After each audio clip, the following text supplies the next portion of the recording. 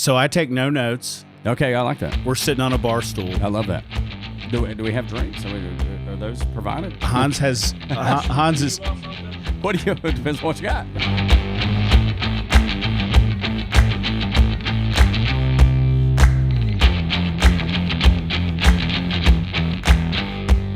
Welcome into the Ben Burnett Show. My name is Ben Burnett, clearly. My guest today is Tug Cowart, Atlanta media mogul. No, I'm not sure about that. Is that fair? No, that's such an overstatement. It's ridiculous. No, that's almost like makes my stomach hurt to hear because somebody listening is going to go, "What? That's insanity." We oversell everything. No, well, look, if you're overselling, then you've oversold it. You've oversold it the correct way. Then, Tug, thanks for coming in. I wanted to. So what we try to do, I would guess, liberal Hans, we would say 85% of what we do is local. Yeah. And the other 15 is like when we catch somebody nationally that does like really cool stuff, we come on and have a different conversation. But you've been an Alpharetta guy for a good country minute. Oh my gosh, yeah. So I was born and raised in Dalton, Georgia, and went off to the Navy, and then got out of the Navy, got married. What'd you do in the Navy? I was an operations specialist. I worked with radars and navigation and communications and intel, and so think of the old Navy movies with the dark room and the radars sweeping around and the red phone and the captain barking out orders. That's where I worked. Were you at Miramar with Tom Cruise? I was not. Although I know some guys that went to Top Gun and were air controllers for Top Gun, which is kind of cool. But so I got out of the Navy, moved back home, got married. I actually met my wife in Virginia, my wife Laura, and her and I were stationed on the same ship together, USS South Carolina. And then I get out. I literally call her from the Persian Gulf and say, I can either A, get out of the Navy and come home, or B, re-enlist like in the next week. Something, because I had extended for a year, but the paperwork never got pushed through. It never got, whatever it was. And they came to me and basically said, you can either A, stay, or B, go. It is completely up to you right now. And you said, I feel good about what I've done. I'm going to move on. Well, no, you know what? I had planned to do 20 years in the Navy. Like, I loved the Navy. I still do. I don't love it past tense. I still love the Navy. I saw 20 countries and 4 continents, and it was incredible. I could go through story after story. We're going to stop there. Where's the coolest place in the world? I really loved Israel. That's probably my favorite. I went to Israel 3 times, and I absolutely loved it. So now that you know that I've been married for 20 years, and I got off the ship in Haifa, Israel, and I saw this Israeli soldier, female Israeli soldier, beautiful. I mean, absolutely stunning, and she was carrying a machine gun. I was like, count me in. I just want to stay here, But no, it was beautiful. But on top of that, the people were so kind. The country's beautiful. The history there. I'm a pretty faithful guy. I mean, there's just so much, So I really enjoyed Israel. That's the thing. Any other great places if you're thinking about joining the Navy? You got to go to. Oh man, Curacao, which is off the coast of Colombia in South America, beautiful. Went to all the islands. Did drug ops with the Coast Guard and hit all those islands. And Spain is gorgeous. Turkey, which I wouldn't encourage you to go there right now because things are crazy, but Turkey is beautiful. I went whitewater rafting in Turkey. So there's so many. I saw the Colosseum in Rome. Saw the Eiffel Tower. I saw so much. So there's so many places with somebody else's money. Yeah, with somebody else's money, exactly. and a little kid from Dalton, Georgia, that I remember sitting in my 10th grade world history class and looking at the Colosseum in a picture and looking at the Eiffel Tower in the picture going, I'm never going to any of these places. I mean, my parents aren't wealthy. Right. I mean, they literally opened a credit card to pay for my first semester of college, and I knew I was wasting their money, and that's when I left and joined the Navy. But anyway, yeah, there's so much to see, and it is absolutely stunning. And I know we sidetracked and we've gone down 4 rabbit holes in 30 seconds. That's what we like to do. Well, we've done it, so success. Talk to me briefly about how you get interested in media. And so you wear a bunch of hats. I do. Oh my gosh, yeah. And I hear you on several radio stations. Yeah. Sometimes, probably occasionally at the same time. Yes, yeah, it does happen. So I do a morning show on Extra 106.3, which is a news talk. It's part of the Dickey Broadcasting family, 680 The Fan, and Southern Sports Today, and the Atlanta Braves Radio Network. So I do that morning show. And then I do a podcast called Braves Country, because I have been working country radio for so long, which is country artists that are Braves fans. And most country artists are Braves fans because they're all from the Southeast. I saw you did Josh Turner in the last week or two. Yeah. And so I grew up with his wife. Jennifer from Stone Mountain. Yes, Lilburn. But yeah, we'll call it Stone Mountain. Yeah, but yes, went to church, known her forever. That's cool. So when I saw that, I was like, I haven't thought about her in forever. Yeah, their little boy Marion, one of their kids came in, and Marion is a big baseball fan and was there to take in the sights of the stadium. And he was playing a show up and coming at the Coming Country Fair and Festival. And so he stopped on the way through and did the podcast because he's a big Braves fan. And on that podcast, we talk about Braves baseball. That's kind of the envelope, but college football and good barbecue and just Southern. There's not a lot of Southern anymore. I say that Atlanta is a city in the South. It's not a Southern city anymore. It is not. Right. And so I grew up Southern. And how's your mom and them? And we call dinner, that's lunch. And supper is dinner. You know what I mean? So I grew up saying if it was dinner time, that means it was lunchtime, and if it's supper time, is in the evening. How cool is it to sit there and be able to host a podcast on the Braves Radio Network as a fan? Which I would imagine you do some homework for, but you probably don't have to do a ton. It's not a lot because I grew up watching the Braves on TBS and listening to them on the radio with my dad every night. We would watch Sanford and Son, which is my favorite TV show of all time. The Beverly Hillbillies and the Braves on TBS, and if we weren't watching it at home, we were listening to it on the radio. So it's so much fun, and we've had Ryan Kolesko on that I've become acquainted with, and we had Andrew Jones on, and we've had Brantley Gilbert and Josh Turner and Callista Clark, who's an up and coming country star from Zebulon, Georgia. We've had Driving and Crying and Blackberry Smoke, and I mean just we got next year we're slotted for. Jamie Johnson, who's kind of a super, super twangy, old school outlaw kind of country music guy, but he likes Harleys. Yes, he does. Indeed, he does. And so Jamie, and we may have Jason Aldean, and we got a couple of people coming up. But that's one of the podcasts I do. But yeah, being able to do that one's a lot of fun because much like me, a lot of these artists, singers and songwriters and whatever, they grew up doing the same thing I did. Does Dickey have the rights to those? They do. They do. So, and so you also do one for the University of Georgia. I do. So Dickey also is the official sports talk station for the dogs. For the Georgia Bulldogs. That's exactly right. Woof. So go Dogs, sick 'em. Hans, you want to bark? Now, are you a Bulldog? Oh yeah. Oh, let's go, Hans. Attaboy. I'm not at all. I don't care. Yeah. Are you not a college football fan? I am, but that was kind of the odd thing about Saturday Down South was that we were all kind of like, it seems like a great business to get into. You saw the opportunity. We should learn something about it. Yeah, right. Yeah, absolutely. But clearly you did. It seems like it did really well. But yeah, we do the Georgia podcast too. I do that with a guy named Brent Rollins who works for UGAsports.com and Pro Football Focus. But his day job is he is a PhD out in Athens. He's he's in the medical field. So he's like an analytics guy. And I'm a super fan guy, because I love the Bulldogs. If you're in downtown Alpharetta and you like seafood, you need to go see my friends Travis and Andy at Chiringa. And if you are making vacation plans this spring or summer, you need to go down to 30A, my buddies at Grayton Beach and the sister restaurant Chiringa. Get yourself a frosé. There's nothing better.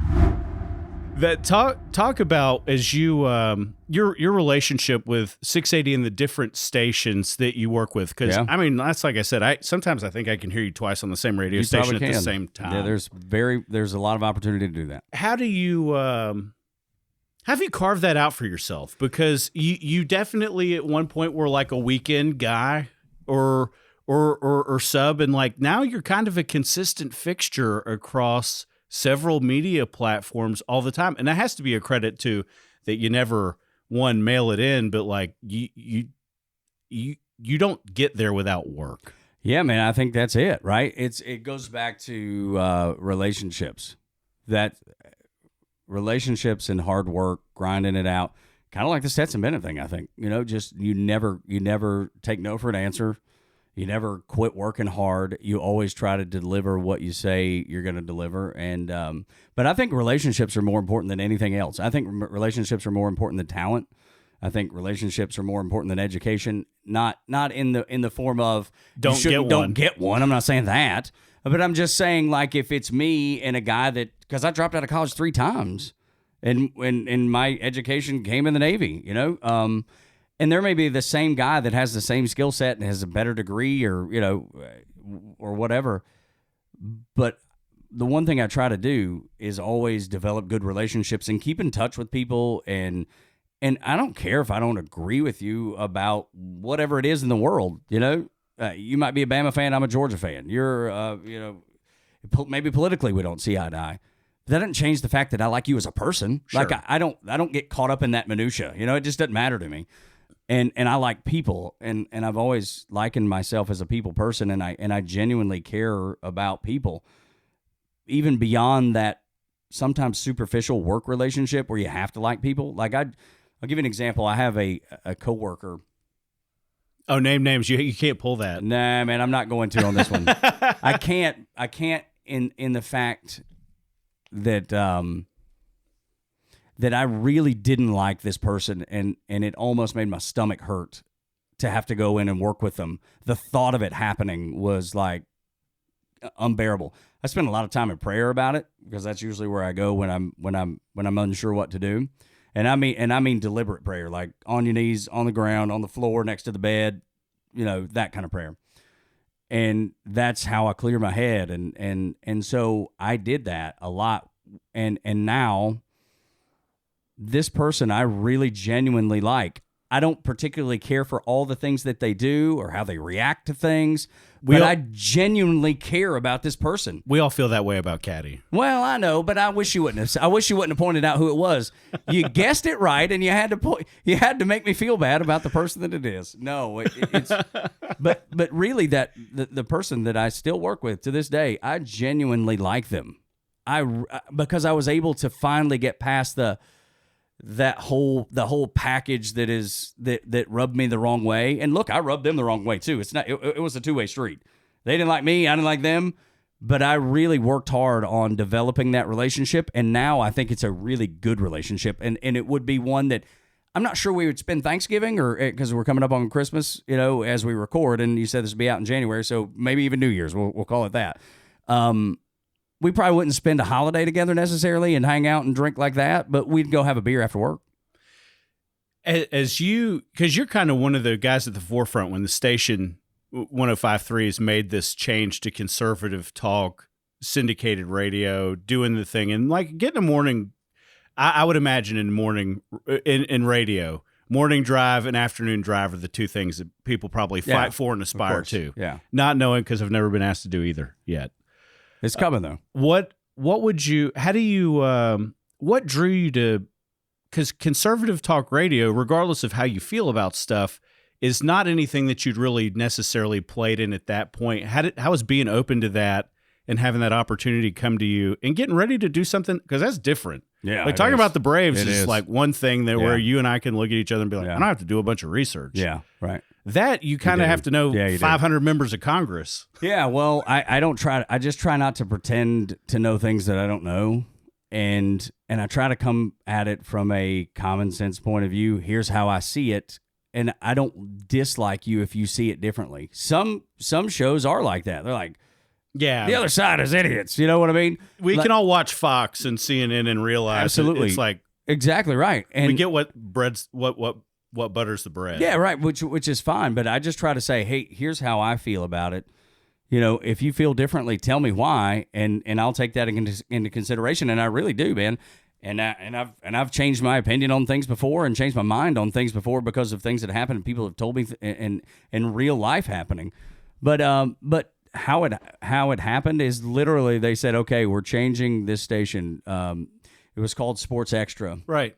and I was doing a show with Hudson Mason, who was a former Georgia quarterback, and we were talking Braves and Bulldogs. And I was like, this is great. COVID hits. They're like, this little station is not going to make it. They're like, we love you. We love the work you do. Will you help us in different areas until we can figure out our next step? Sure. Exactly. What's the alternative? No. Yeah. I mean, and get my walking papers and and leave. So I said sure, and then months and several months go by, a year go by, even a little over a year, and they came to me and said, okay, here's what we're thinking about doing. We know who you are as a guy. Sure. You're born and raised in Northwest Georgia. You're pretty conservative in your values. Enlisted military. Yeah, exactly. You check a bunch of boxes. I had to check all the boxes. And they said, do you think you can do that? And I initially really had reservations because if you follow me on social media, I don't talk politics at all. Like 0%. Braves, dogs. Bulldogs, family, Waffle House. You went to Sanford a couple weeks ago. That's exactly. Yeah, and we were down there because we're talking about college football. We were down there that game where Sanford was on the road at Florida and took Florida to the wire. We were literally, my son is doing this workout with a baseball team. I've watched enough to know, dude, you can go toe-to-toe with anybody for 2.5 quarters. Are you a Florida fan? No. I was going to say, because you said we. I went to Sanford. Oh, okay. Oh, yeah. See, I didn't know that. I was like, I've just watched us sit there and get beat by Auburn. I take that back. You did reach out to me and told me you went to Sanford. That's right. Because you were at the baseball field. I was like, it's the most beautiful place in the world. It is gorgeous. What an incredibly beautiful campus. They paint the grass when it's cold, dude. It is beautiful. They want for nothing. Full. I love it. And I love that area, too. I love Birmingham, love Hoover. I just like that area a lot. It reminds me a little bit of Dalton, Georgia, kind of the same kind of vibe, same kind of folks, just average, everyday working folks. And they're all nice, and I like that. That's the kind, just nice people. Like it's a double A baseball town, right? Okay, yeah. With the was it the Barons? Yeah. Michael Jordan played. The reason I know Michael Jordan because I saw him play in Chattanooga against the Chattanooga Lookouts growing up in Northwest Georgia. But yeah, I'd never been there, so we were there for that, and they had that game on during the prospect workout for the baseball players. They had in the stadium the football game playing. It was a lot of fun, and you could see guys because it was 3,500 students there, maybe undergrad probably. Yeah. Okay. Yeah. Yeah. And you could see the excitement they had for competing with Florida all the way to the middle of the fourth.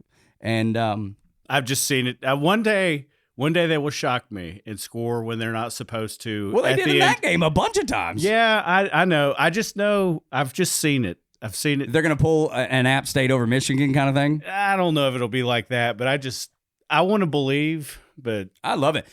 My son loved it. The campus is beautiful. The people are kind.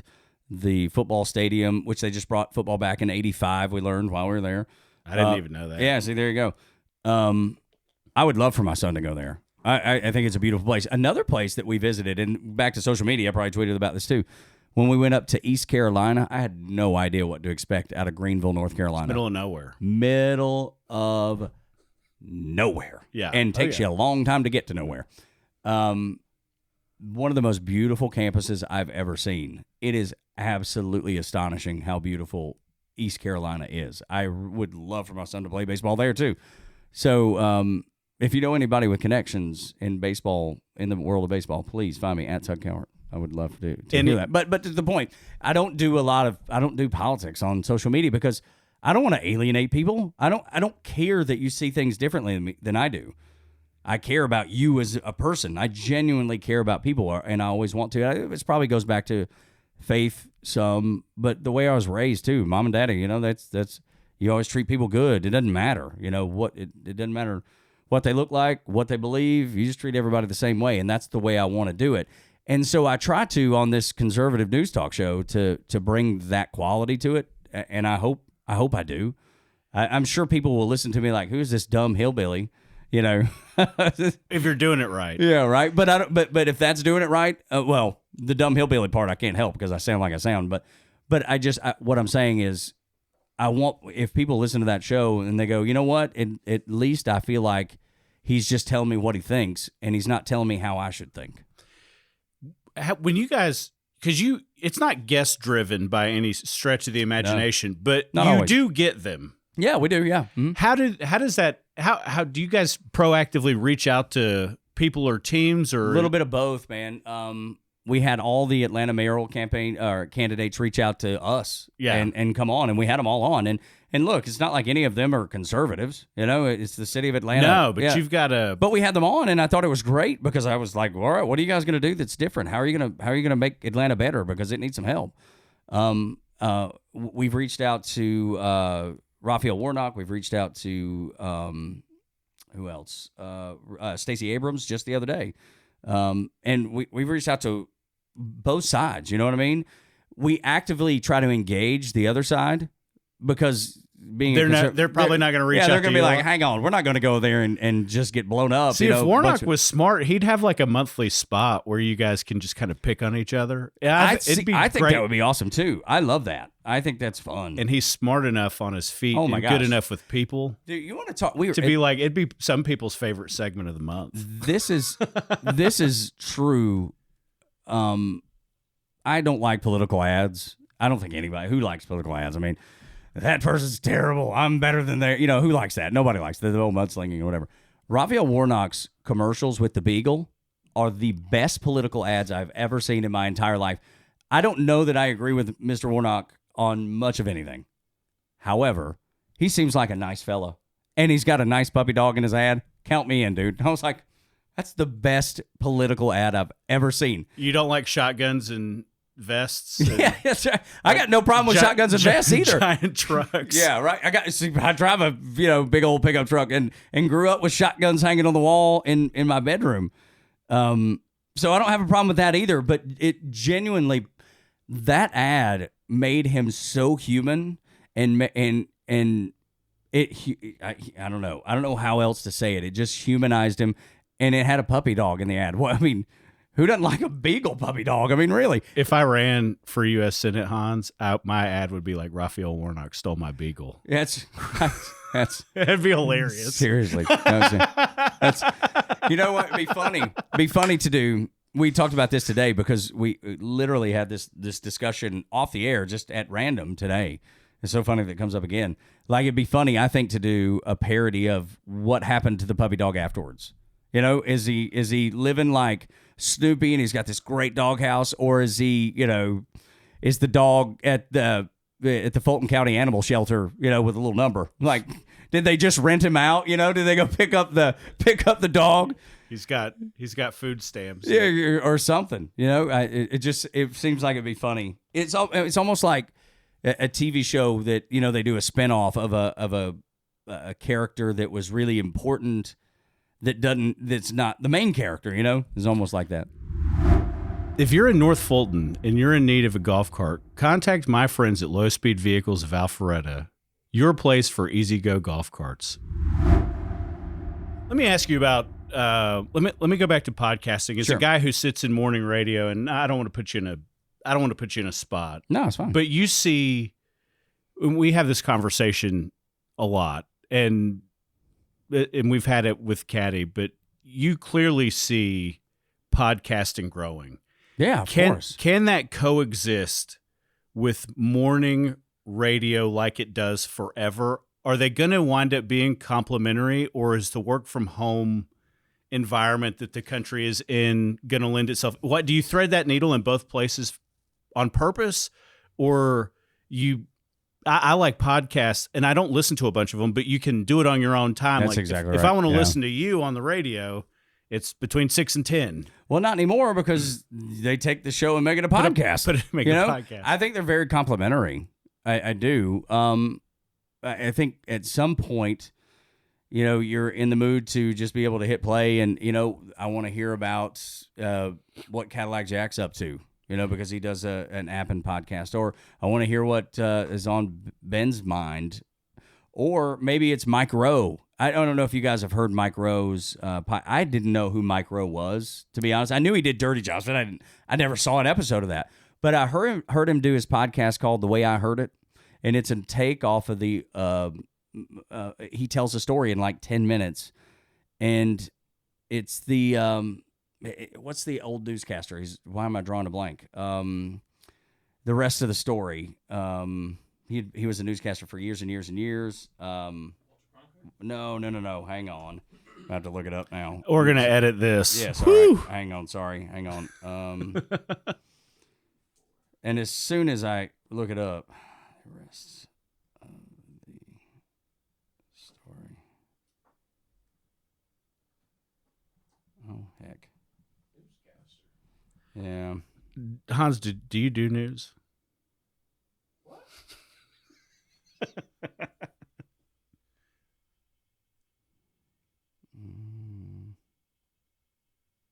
Paul Harvey. Good Lord. Oh, I couldn't remember that. All right, here we go. He and we're back. Yes, that's right. 3, 2, 1.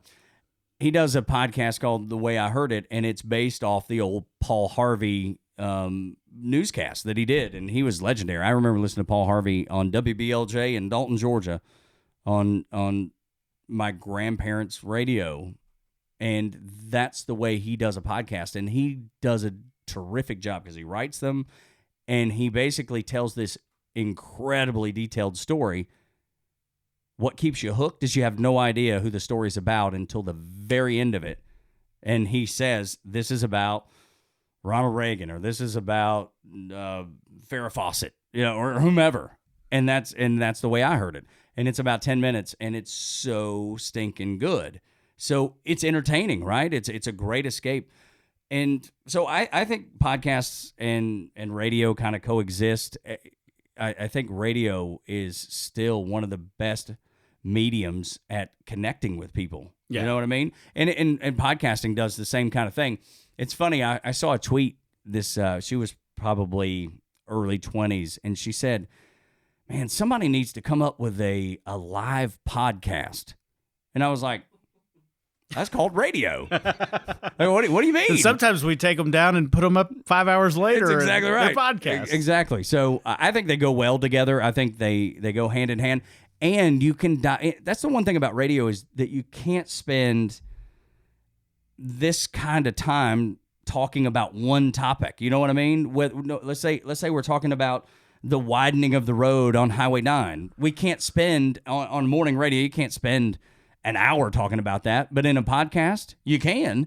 And if somebody's interested in it, that niche, somebody will go find it and listen to it. I actually have in a week or so, I've got Russell McMurray coming on, and I'm going to ask him if he can speed that road widening up. That's right. Seriously. Do you think he'll be able to? Yeah, because I would appreciate that. He won't. Oh, no. Wow. No. He'll say it'll actually be done later. Well, look, that actually wouldn't surprise me whatsoever. It's kind of like Georgia 400 and 285. That's going to happen much later too, right? When you see through your radio lens as to, do you think that there is something that can tie both sides back together? Because I would guess your audience is largely conservative. I don't know if you were able to poll that in your demographics, but I don't think like wildly left-leaning people are listening to you for fun. Not. Yeah, definitely not. Do you see the, not that it's not polarizing, because you guys do a pretty respectful job of being cool to everybody, but do you see the day where you can be on the middle and have 2 or 3 people, like with Alan Combs before Sean Hannity? I loved Alan Combs. But before Sean Hannity, like, really became just a superstar entertainer. Well, yeah, and I'll say this, and look, it may upset people. I don't know. I haven't listened to Sean Hannity in 10 years, man. I just don't enjoy what he does. I don't necessarily. He doesn't care. He probably makes $35 million. Yeah, he doesn't care whatsoever. But I guess I just don't want to be disrespectful to anybody, man. I just don't really enjoy what he does, and I know, some people that are, conservative folks that love him, watch him every night. I just don't. I can't. I don't. It just. He and I don't line up a lot of times. You know what I mean? Is there? But I don't know. To answer your question, I don't know. Maybe. Yeah. It seems like it would be difficult because you'd have to. When you're building a brand, you kind of need to know what the brand is. If you're Ford pickup trucks and that's what you're selling, you kind of need to know that when I go to that dealership, I'm going to buy a Ford pickup truck. It'd be like going to the Nike store and expecting to see Reeboks. Yeah. So I think it'd be a little bit difficult just in building the brand. It seems like it'd be hard. Last question for the for Tug on the conservative side, Georgia got a lot more interesting. Boy, no kidding. This week. Yeah. I saw a tweet from Brian Robinson, who works in he guides GOP campaigns. I know who he is. And he said what the Republicans are going to do to each other by the time a runoff is over at the end of May will make what Sherman did to Atlanta and burn it to the ground. Look very poor. Yeah. What are your thoughts knowing I saw an external poll today with a reasonable margin of error and they were neck and neck. Yeah, 36-36 or something. I think I saw that too on Fox 5 maybe. Do you believe that I'm not going to talk about good or bad. I think a bunch of people are going to sit out because they're like, I don't know. I don't want to be on the wrong side of either one of these things. So I don't know, man. I feel like Governor Kemp's done a pretty good job. I mean, a lot of people, especially from the conservative point of view, a lot of people were upset with him about election integrity and that sort of thing. And, obviously Donald Trump had called. He weighed in. He weighed in, put pressure, whatever you want to call it, put pressure on Raffensperger, whatever, however you want to call it. Outside of that, I mean, it's hard to argue with what Kemp's done, in my view. I mean, the economy's good. We closed last, opened first, which I'm in favor of. I felt like he did a pretty good job. So I think the timing is weird. I don't really, and I look, Trump's fine, David Perdue's fine. I think it's the wrong time to do what they're doing. That's the way I look at it. But going back to the reasoning that you said, I mean, by the end of it, they've spent crazy amounts of money, and then Stacey Abrams has plenty of money to spend because she's not spending a penny. She's just waiting on those guys to figure it all out. So that's kind of the way I look at it. I find the timing odd for me personally. People will disagree with that for sure, and have told me that they disagree with me on that. But that's just kind of the way I see it. I will close here. Tug, man, thanks for coming in. Thanks for having me. I've enjoyed it. I want to thank Appen for hosting us and locking all this down, and we'll talk to you guys real soon. Thank you.